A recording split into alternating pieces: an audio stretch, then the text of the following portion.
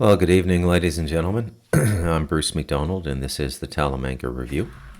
It's 11:30 on the nose, Friday the 2nd of May, at least for 30 more minutes. And did I say already, this is Bruce McDonald, Talamanca Review. Yeah, tonight I just want to kind of take it easy. I guess. I don't know. Yeah, I never know what's going to happen in these podcasts. I shouldn't say I have an idea of what's going to happen. But my general idea is to just sort of take it a bit easier tonight and not come on so gangbusters, if you will. And, but that said, when I look at the work I've done in the last few months, I'd say, if anything, it's understated. Okay? If anything, it's understated. And what I mean by that is, the gravity to this mortal existence, our lives, and the degree to which they're uncertain at this point. So if you're paying attention, nothing has changed in any of the conflicts. There is no peace deal between Ukraine and Russia. In fact, things may be escalating there. There is no diminishment of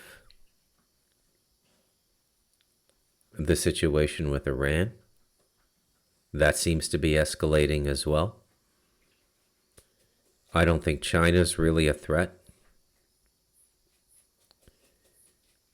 And I think that the underlying weapon behind all of these manufactured tensions is money.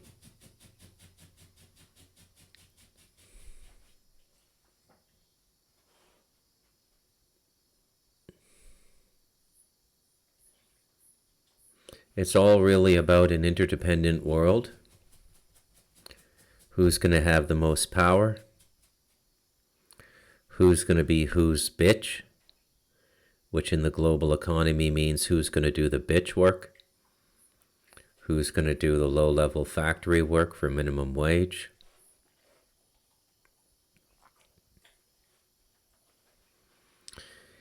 If you're looking closely, you would be hard-pressed to find a livable country in the world right now. What I'm hearing from Canada is just unbelievable. I get the best reporting from certain friends. I have one friend who's very well traveled. He generally lives in the Far East. He's generally in Korea or India. This is my Buddhist friend, devoted Buddhist, meaning that he has, for the most part, turned his life over to the inner journey. However, he has not been ordained, which would allow him to completely leave the world. And he failed to get ordained because at the time he wanted to get ordained in 2020, where he was in the Far East, the Buddhist establishment was mandating vaccination. And he had the innate sense to know that that was not good. The vaccine and a lot of the stuff that's going on in the world now,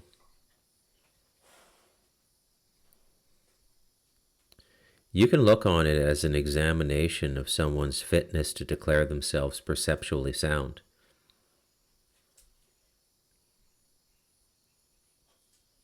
A lot of people lost their lunch money over this vaccine. Lunch money being, I suppose, a euphemism for credibility. It's a long list. The Vatican was advocating people get vaccinated. They're responsible for 1.5 billion souls.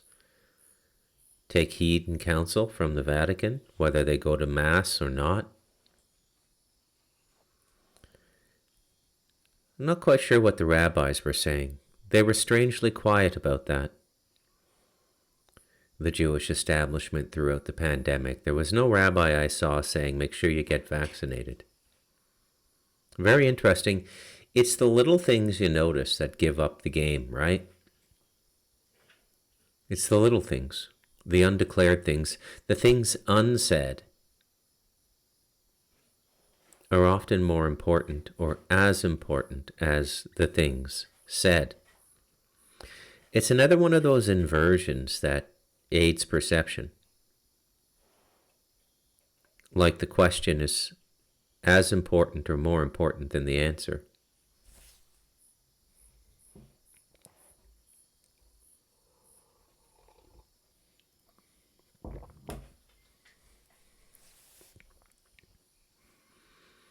So the rabbis were strangely silent.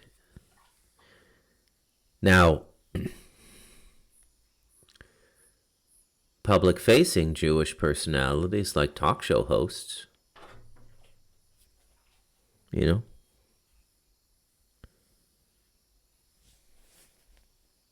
they were all over it. What's the name of that one guy who was married to Sarah Silverman for a while?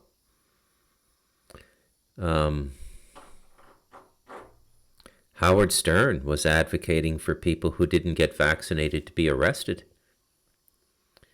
Remember Sean Penn?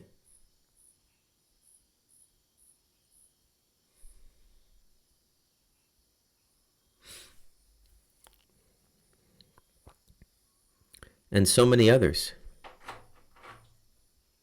Jimmy Kimmel is the guy that was married to Sarah Silverman.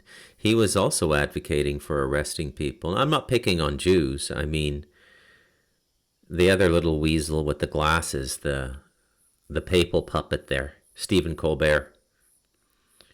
He was also like advocating arresting people who didn't get the vaccine. It's a very dangerous thing to say aloud. The most outrageous thing I heard was Justin Trudeau. And he very cowardly did it in French on Radio Canada, the French wing of the Canada Broadcasting Corporation. He called people who were not willing to get vaccinated homophobes, misogynists, basically white supremacists, everything out of the playbook, and just a complete character denigration and an alignment of his political goals with the vaccine. And by political goals, I mean the groups that he wanted to always kick. And Trudeau really liked kicking white people. Very interesting phenomenon going on now in the white race. I suppose every race has been like this throughout time. I mean, Kim Jong-un is treating North Koreans like shit, and he's North Korean.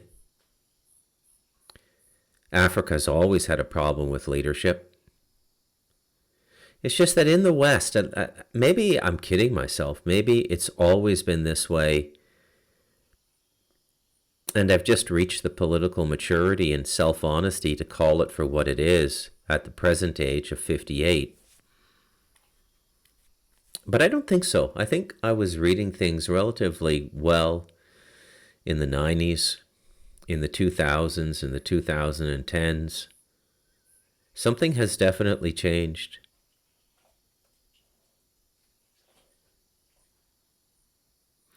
But the West is just like everybody else now.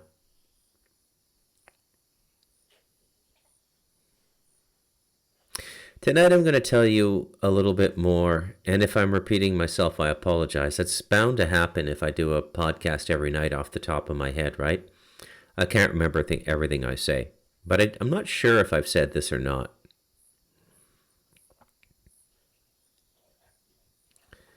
I will tell you a little bit more about why I advocated a Trump vote over a Harris-Walz vote. And the first time I said this out loud to anybody, I was in a conversation with a friend of mine that I used to do a show with. The Epic Journeyman on Into the Microcosm. And he really hated the fact that I supported Trump. And I called him off air one night. Like, called him in Hawaii. I said, hey, how's it going? We got to talking, and I said, look, it's finally time for me to come clean with you and tell you why I favor Trump. He says, oh, I'm dying to hear it. And so I told him.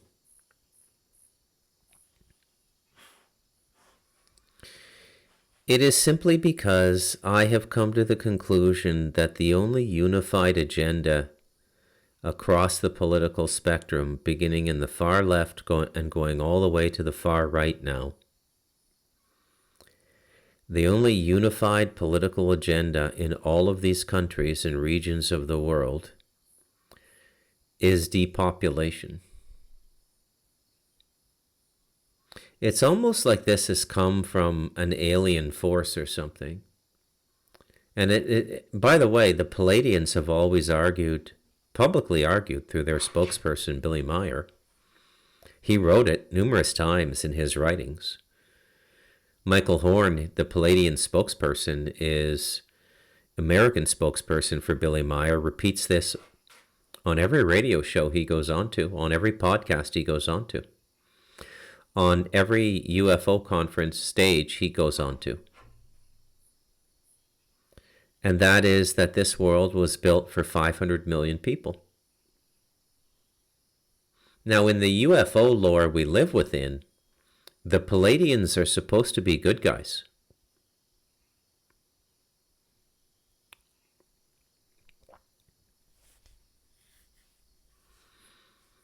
But they still advocate for a population of 500,000. And I've heard Michael Horn defend questions about this before. And I'll try to give you what he said as faithfully as possible. But I'm trying to remember from shows I saw like maybe a decade ago, 2015 or so. People make the logical argument, and P.J. O'Rourke was famous for this, the satirist, a decent satirical writer.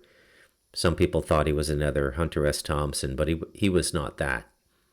He was a corporate imitation of a Hunter S. Thompson. But he was a decent writer, and he had this gift for contextualization, putting things into context for you. And he wrote a book on the Malthusian delusion. And Malthus was the first guy to publicly advocate for population control. It goes back a couple centuries. So when somebody speaks about population reduction, the intelligentsia calls them a Malthusian. You know, if you speak like a Greek philosopher and you echo the ideology or the philosophy of Plato, people might call you Platonic in your thinking, right? Same thing, Malthus.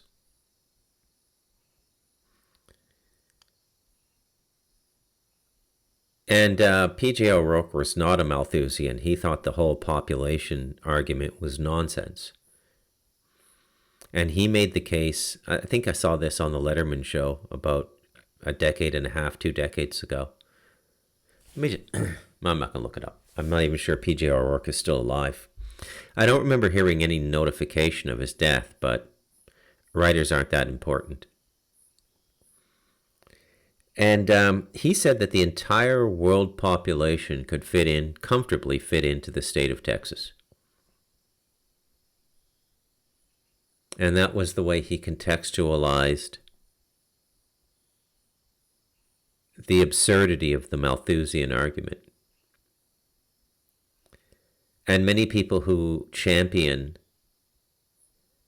the counter-Malthusian position make similar claims about resource and land and population. But Michael Horn, representing the Palladian position as a spokesperson for Billy Meier,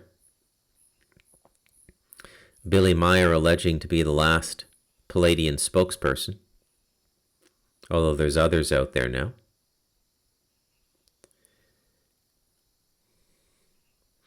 He took a slightly different tact on answering the question. He said that it had more to do with the psychic space that a human being needs. That yes, you can physically keep a large number of people alive in a very small space. Anybody who's ever been to Hong Kong knows this. I went to Hong Kong about 6 times in the early 90s. Fascinating place.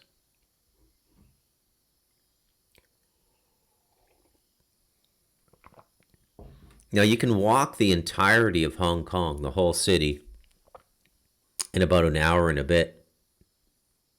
Very, very tiny spot. And when you fly in, they have a new airport now, but when I flew in, it was the old airport. If you had a window seat, you could wave to people on their balconies in apartment buildings as you were coming down to land, and they would see you and wave back. That's how tight the runway was in Hong Kong. It was famous among pilots and people who fly the runway in Hong Kong.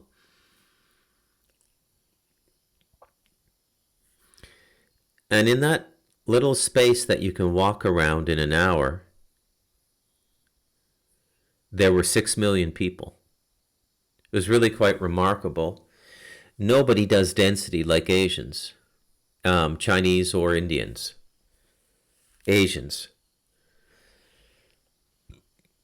The largest space per person on the planet is the white European and European descendant, and there's even a scale to that.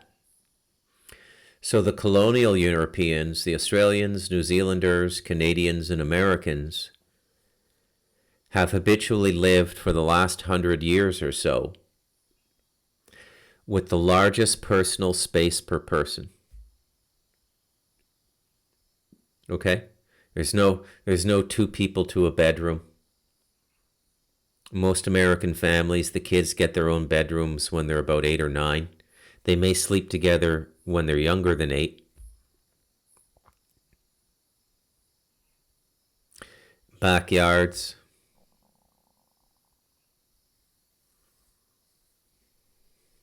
The size of the house, the proximity of your neighbors. I mean, even if you're living in the suburbs, there was always this sort of relative peace. You had a backyard, right? And those of you who travel, you know that that is not true for most people in the world. Now, I'm really at the height of the space per person metric now. So I have my closest neighbor is about a half a kilometer away, which is about 500 meters.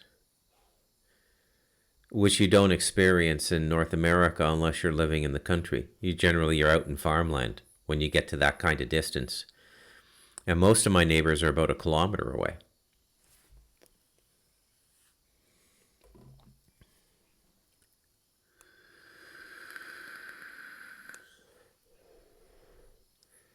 And I don't have that many neighbors.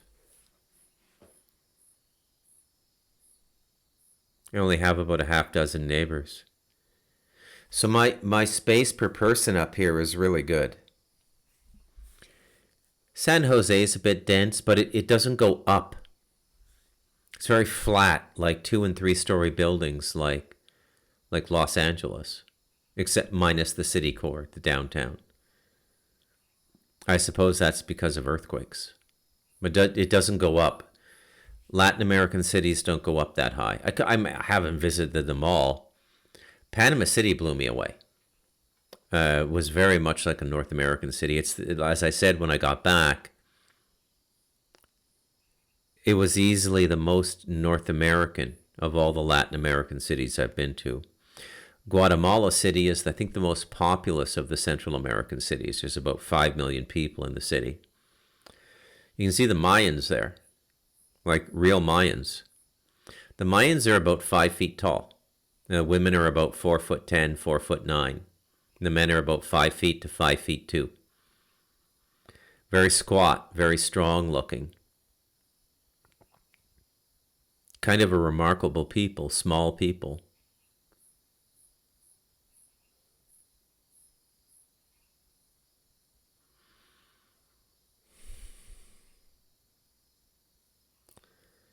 Most of the world lives in an incredible density. The most density, the highest density I've ever seen is India. The most populated city I've ever been in is New Delhi. New Delhi has about 24 million people. I don't know how COVID has affected India. We're not hearing a whole lot of stories.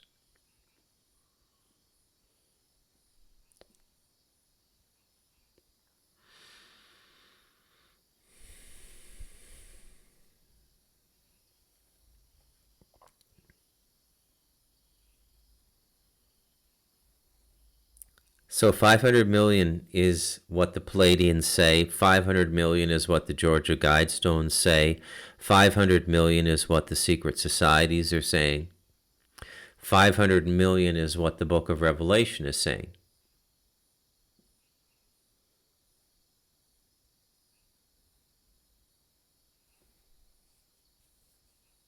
Well, not so much the book of Revelation, but the Talmud. The Talmud in connection with the book of Revelation. Not many people have done the math on this. I did it. It popped into my head one time in a phone call with Santo, and I just pulled out my calculator and did the math. So according to the Jewish prophecies and the Jewish predictions, every Jew is going to have 2,800 slaves. And they will not be forcibly made slaves. They will be wanting to be the slaves of the Jews. Is how the story goes. However ridiculous this sounds, I promise you, just do a keyword search in YouTube and you'll hear them saying this in Tel Aviv and Jerusalem. This is what the rabbis are teaching them. They're faithful and they believe it. But upon further examination, there's a curious correlation here. So the Bible says, and I'm not sure if this comes from the Torah or the Talmud or the Zohar or the Kabbalah. I'm fairly sure there's a correlation though. But the book of Revelation talks about a number which is 144,000, which we would call the elect, those who are selected by God. The biblical God, whatever that is. Now, if you take that number of 144,000 and you assume that those are the Jews that inherit the world under the law of Noah, which they allege, the rabbis allege, we have been living under a covenant Noah created with God from the flood forward. Meaning we've all been living on borrowed time. Time we were supposed to be wiped out 6,000 years ago, but Noah made a deal with God. It's another one of these strange biblical stories that doesn't make a whole lot of sense, right? Because for the population to, well, they did have their spouses, like the sons had their spouses, which were not blood family to Noah's bloodline.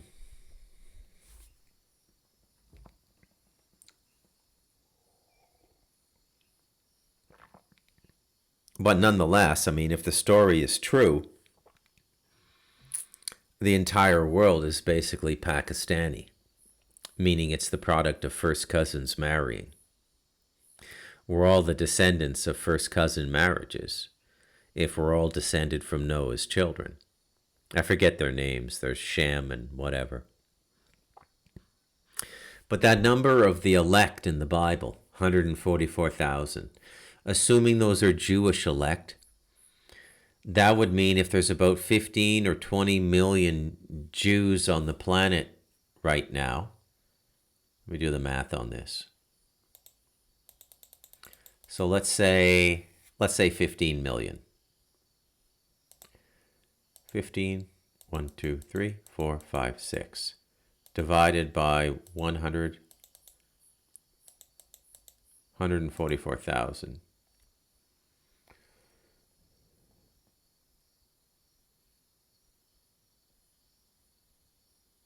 Huh. So, no, that can't be right. I mean, that's about, yeah. It's about,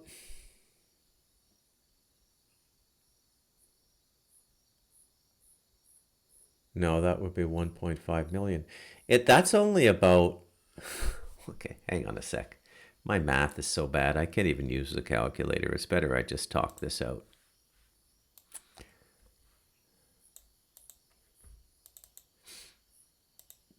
What's 15 million divided by 144,000? 104.16666666667. That's weird.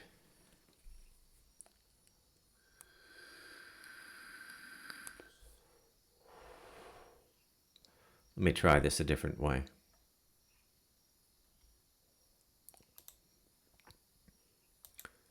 What percentage of 15 million is 144,000? 144,000 is 0.96% of 15 million. It's just a little under 1%.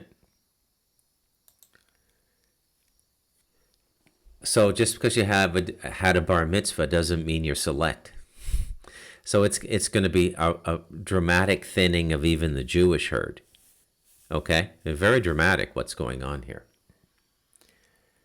If you take the 144,000 that persist and you times it by the number of slaves they're supposed to have, 144,000 times 2,800 comes out to 403,200,000. Now there might be 100,000 stragglers left on the planet, like native people who survive everything, like cockroaches, like the Kogi or the Kabakar.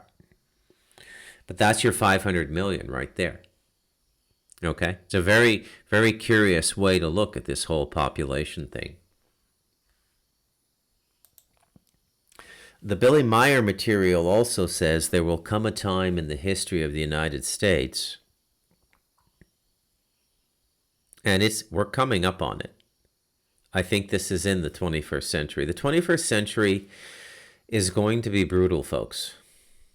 Now, whether it births a glorious new species and we grasp the lessons that we were supposed to grasp after the flood, and we finally get it right, and we start to live in connection with our higher abilities, our higher faculties. I'm not talking just about our intelligence here, math and deconstruction and dissection, and the way we've been so vociferously deconstructing and dissecting everything around us, whether it be the body, the atom, whatever.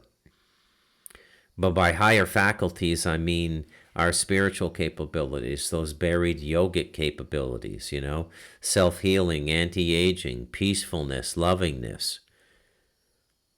Maybe we get it right this time. I don't know. But that's your 500 million people right there. 144,000 times 2,800. That's your 500 million people right there. 500 million people.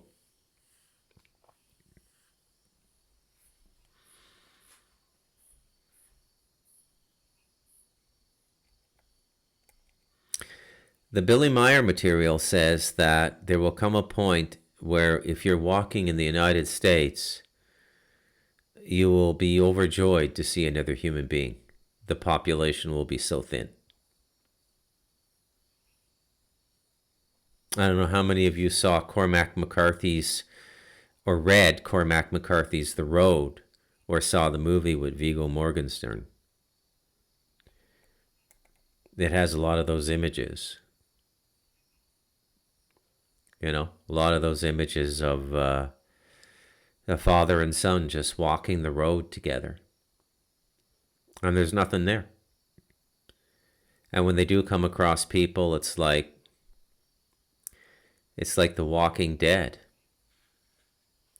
Have you noticed how much there is of this predictive programming too? This relentlessly cynical perspective in our popular entertainment? The zombie movies, Attack Force Z with Brad Pitt a number of years ago. The Walking Dead is still going. The Last of Us is a version of this. They're not quite zombies, but kind of like zombies. They get taken over by a fungi. But this idea of the human race struggling to survive and going through a great thinning and re-examining every aspect of what it means to be human, it's everywhere now. I would take that fairly seriously.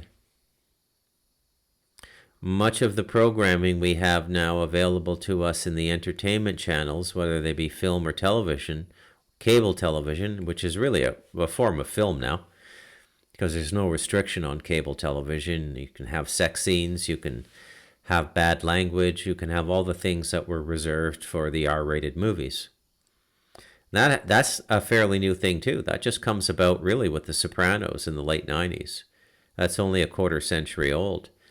Most of the time I've been alive in this lifetime, you did not hear foul language on a television show.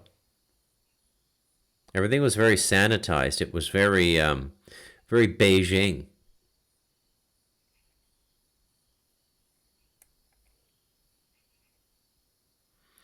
But now this apocalyptic future is everywhere.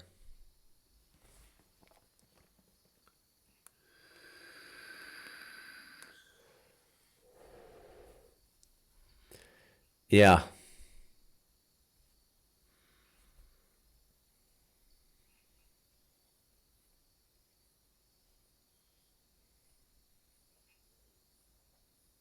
Most of that programming we see now is an extension of DARPA.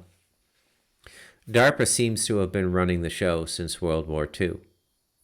DARPA and a handful of agencies like that spin off into various sectors. You've got Majestic 12 in the extraterrestrial world. You've got all this crazy occult and paranormal stuff in the intelligence departments that spun off things like Courtney Brown and the Farsight Institute and remote viewing. I know what went on in the super soldier programs. That was just extreme trauma, demonic bonding with human consciousness. Yeah, you heard that right. Demonic bonding with human consciousness. So the demons have been under the thumbs of nefarious human beings for quite some time. That's why they were very happy to have their case pled by the devil in us. And I think a certain measure of freedom was given to them. Do not believe a word these Catholic priests and these Christian pastors are telling you about demons. It is true that people do get possessed. But how do you know the backstory is true? How do you know these are fallen angels? You see how they do it? That's how they do it. It's a perfect example. You know, you see something, you don't know what it is, and somebody says, yeah, I see that too. And there's such a bonding between the two people, like, we both see that. That person is not behaving normally. There seems to be an alien intelligence influencing them. Their body movements are not normative. Their eyes don't look the way they normally looked. Their speech is different. Oh my God, they just spoke a language they've never known. What's going on? And the priest comes in and says, oh, they're possessed by a fallen angel. Well, I think everybody can agree they're possessed, like the body has been hijacked by a foreign intelligence. But there's no need to extend that into a fallen angel narrative. It just is what it is. Very often it can even be self-possession. It can be something that you've created through years of nurturing some trauma, and it literally comes alive inside your consciousness, because human beings don't just give birth to and don't just create on the physical plane. We do it on the astral as well.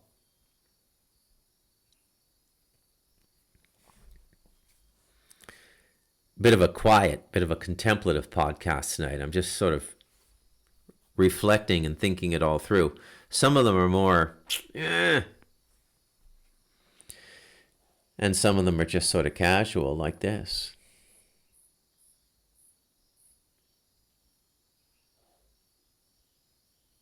But no matter how you look at it, going back to the beginning of the podcast, the unified thing is population. Everybody's in favor of population reduction. So what I said to Epic Journeyman when I called him and I said, this is why I support Trump, I said his version of depopulation seems to favor natural law more. And that's about the only thing I can say in Trump's defense at this point. Because everything else he's doing is complete bullshit. He's as bought and sold as anybody that gets into the White House. It's just that a different group completely owns Trump.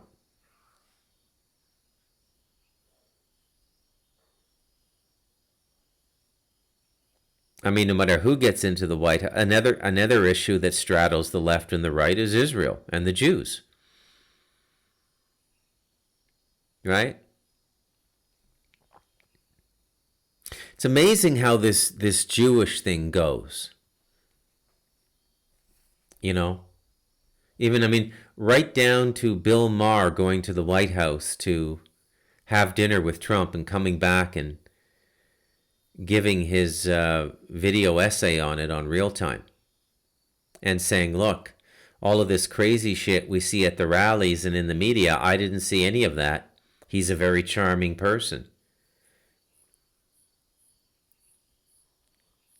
You know? Trump seems to be some kind of Jew whisperer. Bill Maher's half Jewish. And then Larry David goes nuts and writes an op-ed piece for, I think, New York Magazine. I could be wrong there, but I think it's New York Magazine. And equates Trump to Hitler. It's just crazy. It's just absolutely fucking nuts how stupid and incompetent this human race is, how incapable it is of thinking and perceiving for itself.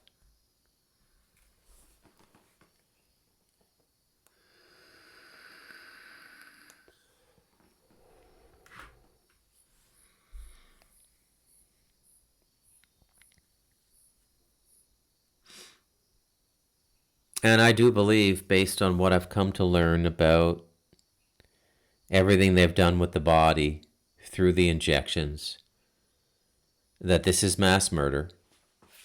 And it's all coming, again, it's the usual suspects, DARPA. I mean, who is DARPA? It's like, I don't know. You know, if we're going into Noahide law run out of Jerusalem, then DARPA is the modern version of the Sanhedrin. Except that they're not so much judging as they are executing judgment.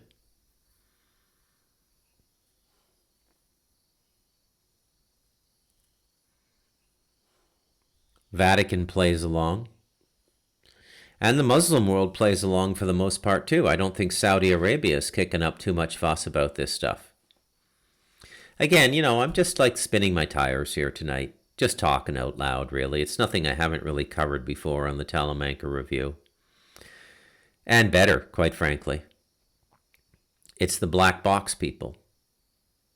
Right? That black box. You know that even the cross folds into a perfect cube. There's no variant of the Abrahamic religions that escapes that black box. It's on the forehead in Judaism. It's the cross in Christianity. And it's the Kaaba in Islam.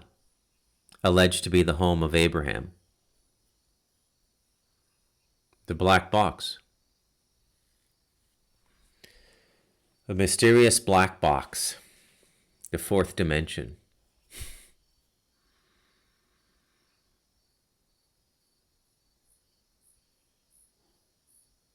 None of these levees are going to hold, and that's what they were. They were levees.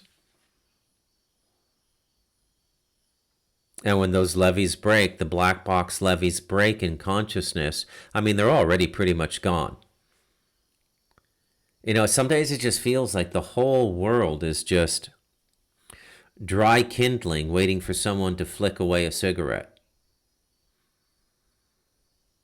And it's been cultivated this way. It's not by accident. None of this is by accident. And sometimes I think everybody knows something I don't know. And the reason I say that is nobody seems to be standing up and talking about the things I talk about. And if they do, they're with the black box people and the Palladians. Like Sadhguru thinks the world is overpopulated. He actually makes the most compelling case. His case, despite being a mystic, is the most scientific.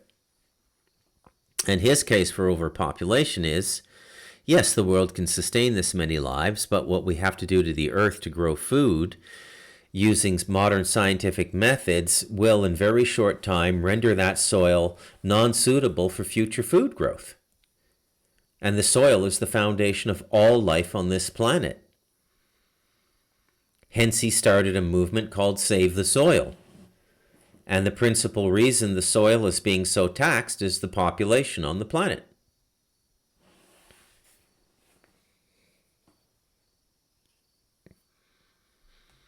It's sometimes hard for me to remember these things and to understand these things because I live in a vast wilderness. When you go that way, that's the back of my house that way. It's like 5 to 7 days of walking where you would not pass another human being. And you would only come out the other side, the Pacific, if you followed the rocky shore of the river. The river is all the way through. There's no way you could do it through the jungle. Only the rivers would get you there. And there's no life back there. It's one of the last great wilderness areas in the world.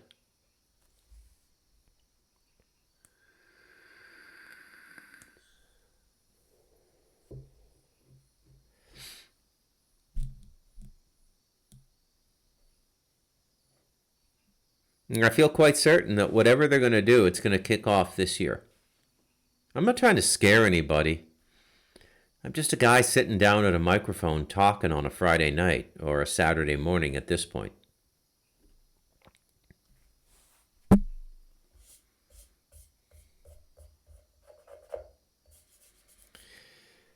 I do know for sure that institutionalization and the myth of expertise and the myth of institutional salvation has prevented a lot of people from giving voice to these matters because they think, well, I mean, we have all these university programs now for biologists and environmental engineers and sustainability experts. I mean, surely they've got this in hand.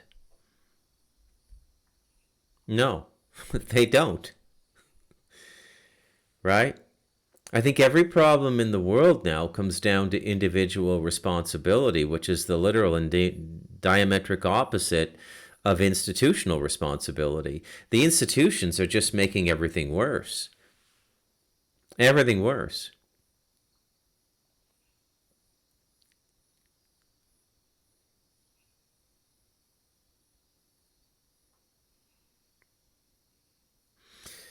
My friend Nelson, who came back from Southeast Asia, is living in a small city now between Ottawa and Toronto on the highway in Canada in southeastern Ontario.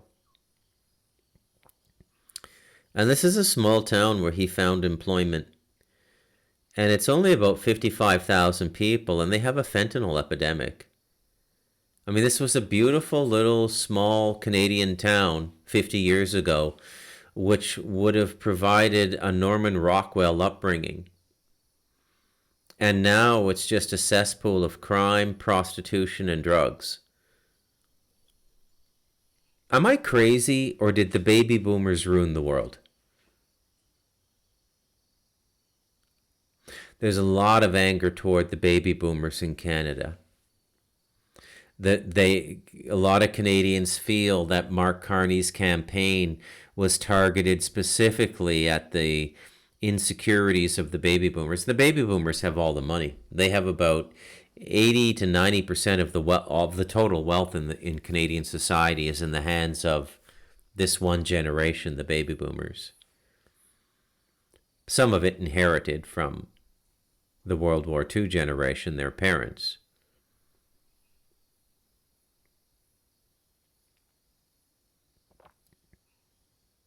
But they are kind of dim, the baby boomers. There's a profound cognitive dissonance in them.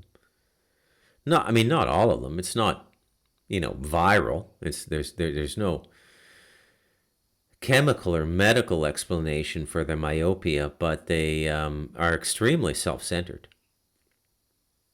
Yeah. So we go from Woodstock and free love to the end of the world. That's the way it's looking right now when you look at it. It's fucking mind-boggling. And all of this has been under the stewardship of one generation, basically, the baby boomers. Trump's a baby boomer. Mark Carney's a baby boomer. He's a young baby boomer. The baby boom goes from 45 to 65. I was born in 66. I'm first year of Gen X. My brother is a baby boomer. And they're all baby boomers. Well, Macron's not a baby boomer. His wife is. Or husband.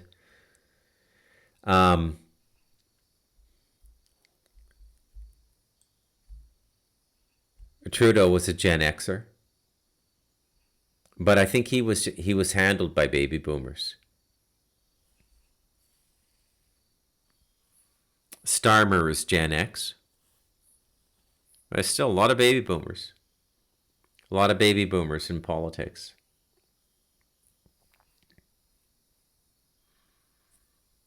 It's really kind of amazing, actually. Well, it'll all be over pretty soon. Oh, another thing that Nelson said, after being out of Canada for a number of years, he said everything seemed thinner. He sounded like one of those videos that you'd see on WeSocial coming out of China, where the people are walking around Shanghai at rush hour and going, "Where's everybody?" He said Toronto was like that, and he said Belleville is definitely like that. Now, remember what I said. Belleville is a very small town, and it's heavily, heavily populated by Indians now.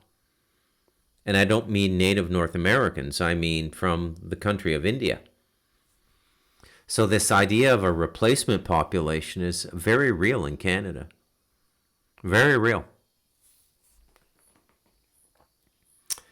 Anyways, that's enough for tonight. I'm Bruce McDonald, and this has been the Talamanca Review.